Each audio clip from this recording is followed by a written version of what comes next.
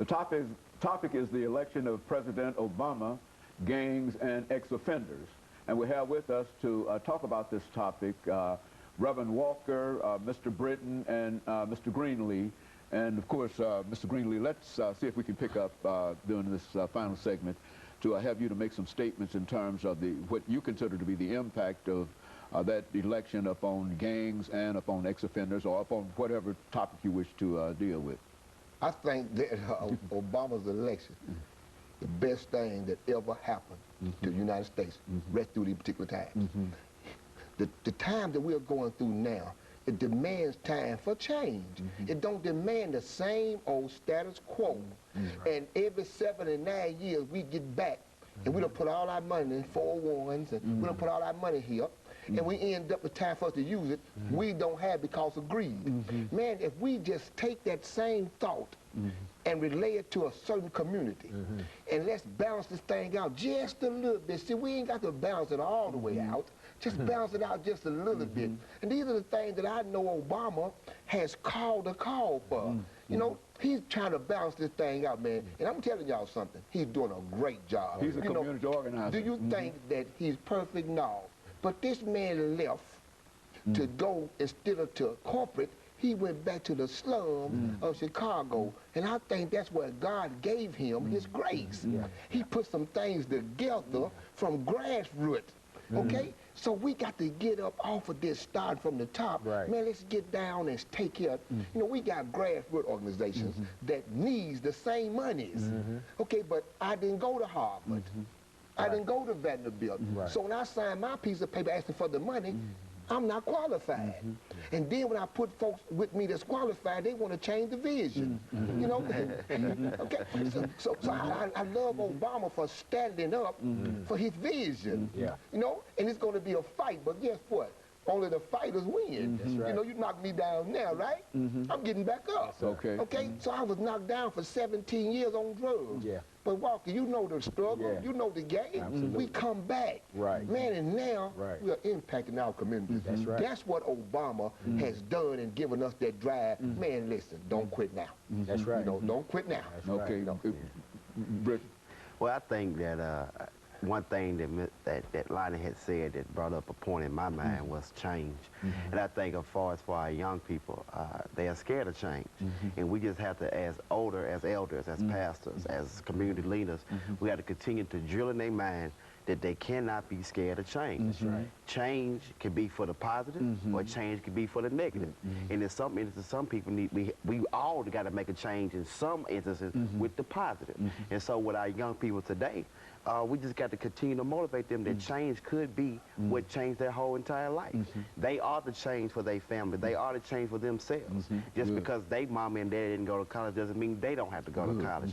Just because they mom and dad didn't own it a bit doesn't mean they have to do that. And I think the important thing that we have to do that President has done for us is that we have to start breaking the generational curses that are on our families. You know, because certain stuff that I do, certain stuff that certain people do is because it was passed down from somewhere, one of our ancestors or somewhere, and we don't have to continue to accept that curse.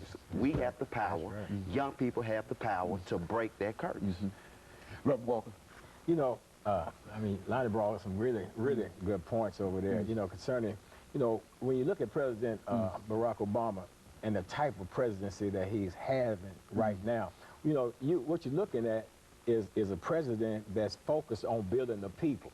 Because, you know, we all know if you build the people, you'll build the country. You know what I'm saying? If you can build the people, and just the simple fact that he won the election and was inaugurated as the President of the United States of America as a black man, you know, that right there elevated the people's mindset to another level where now people are having hope. People are saying, like my brother saying, that I can own the business. Just because grandma didn't have one, that don't mean I can't have one. You know what I'm saying? So we're in a situation now that what needs to happen now is resources need to be released into our communities so that we can start making a difference. And well, and when you look at it, you know, like Brother Lonnie was saying, I didn't go to Harvard, I didn't go to Vanderbilt, just like you. And when you send the paperwork in, then you reject it because you didn't.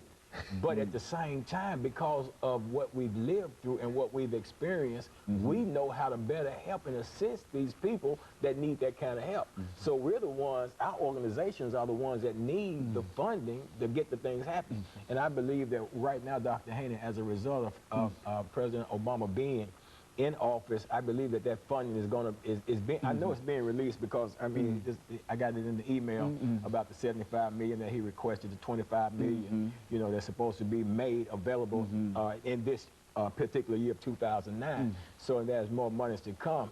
I just hope that we don't have to jump through all of those red tape hurdles that Lonnie was alluding to having to do when to get our hands on this money, because you know we was talking earlier. Lonnie had brought up the this situation about, you know, let's get real with this thing concerning how blacks are committing the majority of the crime. They're incarcerated. What do you say? 60% of the prison population consists of black. So if we help the black man, then we'll lower the crime rate. That would make sense. That's right. And I think you said something, Lonnie, about the number of murders that were committed, and that's past year, what, 75? 75. And majority of those were black on black crime. So, go ahead. I know you're going to say something. Hey, man, all you got to do is just go look. See, we don't have to sit up here, man, and keep talking about this stuff is in our face. Right, it's right there. Okay, every meeting we go to, it's about the problem. Right. But we need to start going to the meeting for the solutions. And let me say this too, Lonnie, because we got to get our minds off of events. You know, something to happen, and then we'll have an event. You know what I'm saying? And then there's no follow-up. That's right. There's no consistency in solving the problem. We'll hover around, we'll gather around, somebody gets shot in the neighborhood. It's a tragic situation, could involve a police officer or what have you. Then the community comes together and they'll celebrate, in a sense, the event. And then the next day, after the news cameras are going and the media is no longer interested, then they're no longer interested, and then it's business as usual. And like you were saying, you kids can't go back to business as usual, the status quo, man. Change has come, and let's make this change real. And we need folks, you know, I'm so glad to be on the show with Lonnie today, because, you know, I believe this is the beginning of something that's going to continue on in terms of being able to get out here and make a different impact, man. Our world and our society taking advantage. See, we got a window of opportunity. I say it's going to last for 8 years, you know, because I believe President Barack Obama will be reelected. But we've got a window of opportunity that we can take advantage of right now and make some things happen, because, see, what has happened, people's mindset has been elevated as a result. That's right. And I'm not just talking about black people, I'm talking about everybody. People in general. Mindset has been elevated because there are some people that said, like my brother here was saying, Brother Britton saying, that never thought that they would see something like this happen. You know, but now it's happened. Then they said, well, the possibilities in America today are unlimited. This is truly the land of opportunity. In the middle of a recession, depression, whatever you want to call it, we're still in the land of opportunity. We still can make things happen, but we got to make things happen for those that are considered to be less fortunate, those incarcerated in the system, coming out, going there with a 10-year prison sentence, and then got a life sentence really on their head because your records follows you forever.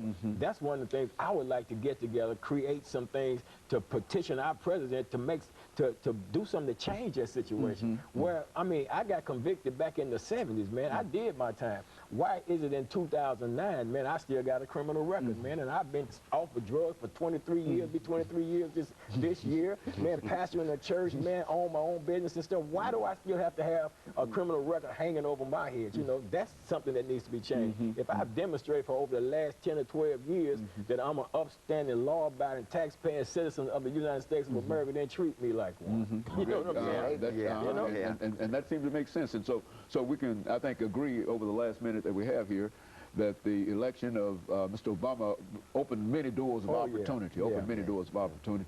And I think that we've had an opportunity to talk to educators. We've had an opportunity to talk to almost everybody, and that seemed to be the same general sentiment. And it's not only my sentiment, but it seems to be the sentiment of everybody that I talk to, that this is a tremendous opportunity, and it really speaks well in a real sense for America. I think it has elevated the status in terms of the way that people see the United States of America all around the world. And I want to thank all three of you for coming by and at least giving our audience some understanding as to who ex-offenders are, as well as who gang members are, because there's a tendency on all of our parts simply to lump them together. If you've ever been in jail, then you are still a criminal, and et cetera. Dr. Haynes, just let our brothers in the prison know they got hope. Okay, that's exactly it. And of course, let me thank our audience, and let me encourage you to tune in again next week for another informative edition of Comments.